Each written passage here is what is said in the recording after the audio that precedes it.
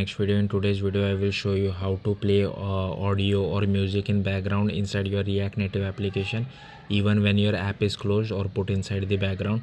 And of course we will be using the new architecture. So yeah, let's get started. So first of all, just create first of all I will show you guys the output for this. So all I am doing is, so for Android I will click on the play audio button, and if I scroll at the notification, in the notification you might be seeing that there is this player. Okay, so this is what I wanted to do, and even if I close the app, the audio will be still be playing, and you can control it from the notification itself. So this is for Android. Same thing for iOS as well. So to use the internet to rent a movie on your laptop. So once I click on the button, the audio starts playing. Now you want to watch it on your tablet. You might. So now you can see that even when the app is closed, I can see that audio been playing in the notification system center. So yeah, that's the purpose of this. Next, what you have to do is just create a React Native project, then enable the new architecture. So for Android, just search for new arc enable, and inside Android Gradle.properties you have to make this as true. And for iOS, just go to the terminal, go to the root of your React Native project, cd to iOS, and then run this command. Next, so this will be using turbo modules. So first of all, you will have to define a folder called rtn. Before that, go to main Android folder, app build.gradle, and you will have to add this all dependencies. So Dagger is for dependency injection. Next, over here you will have to add implementation Kotlin standard lib, this one. Dagger again is for dependency injection. This is for handling permissions, and these are image loading library, coil and glide, and media session exo player is for playing audio or video. Now if you check my demo video, I have not shown you guys a player inside the screen. I think it is better to embed a native view instead of trying to create a React Native view, and I have already shown you guys how to play audio video in one of my other videos without any third-party library. So if you're interested, you can combine these two videos and have a fully fledged audio or video player. Next, go to before that, go to this build.gradle and add this Kotlin version, as well as you will have to add Kotlin Gradle plugin and as well as Hild Gradle plugin. Next, go to src main android manifest.xml. You will have to add these two permissions, as well as you will have to add this service, media service. Okay, we will create this simple media service class soon. Next, go to create this rtn my audio folder. Inside that, create a package.json file. Again, I have copy pasted this from docs. Only this name has been changed, this name has been changed, this has been changed, and this has been changed. Next, I have created a podspec file. Again, this has been copied from docs and only this name has been changed.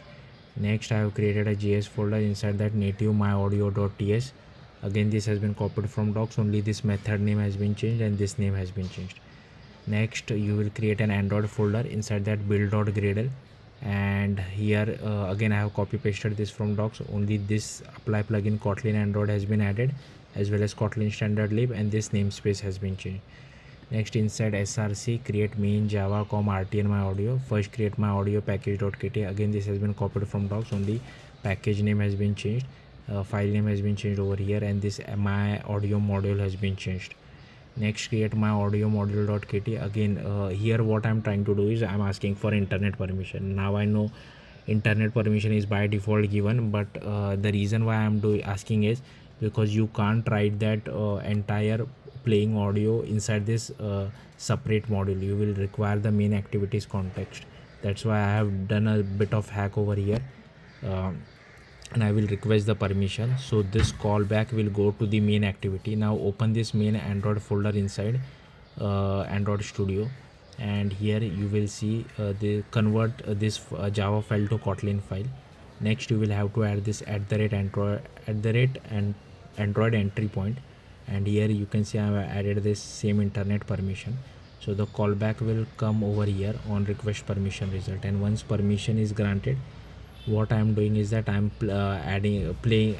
doing the play pause of the audio. So same button, with same button you can achieve both play and pausing of the audio, but if you want you can use separate button and just call the same method in both the event click listener. Next, this is just a helper class to check whether all permissions was granted or not. This is for destroying the service once the activity is destroyed. Service as in the notification bar which you see in Android for playing the audio, and this is for starting the service.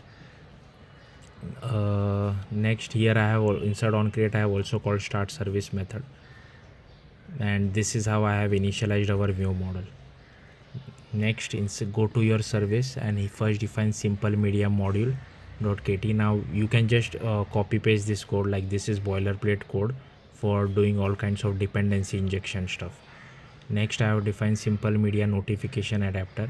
Again you can just copy paste this code. Again this is very boilerplate code, and I don't think much would change if you are trying to make an audio app. Next, there is simple media notification manager. Here all you will have to change is everything else remains the same. Just change this map to whatever you want to display, and yeah, everything else remains the same. Next, simple media service.kt. Here as well everything remains the same, like this is boilerplate code. Even I don't understand much of it, to be honest with you guys. Next, create simple media service handler, and here again everything else remains the same.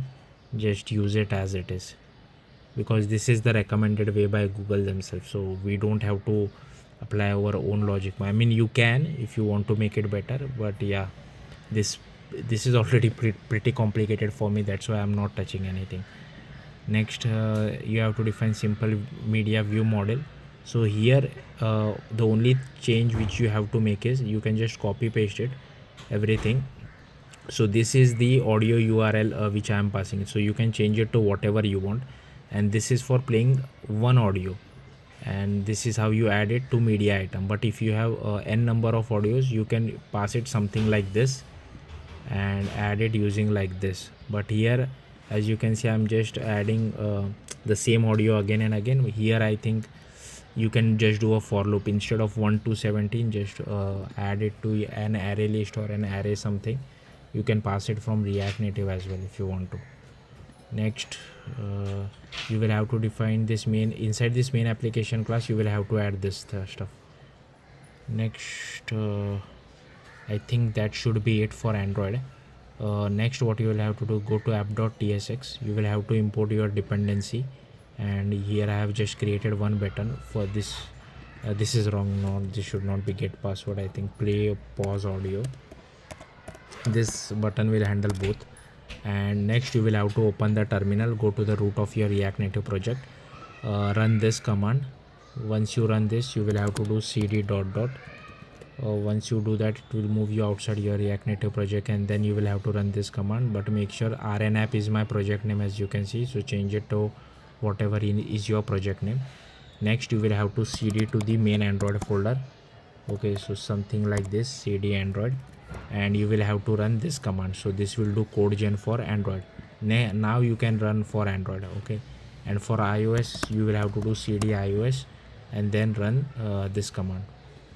So this will do pod generation for iOS. Next, for iOS you will have to open the iOS folder inside Xcode.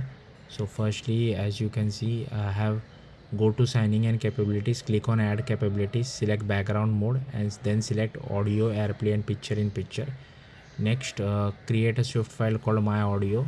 Xcode will ask, do you want to create a bridging header? Click yes. And inside images I have added this artist image, but you can change it to whatever you want. I just needed an image to show inside the notification center, so you can change it according to your needs.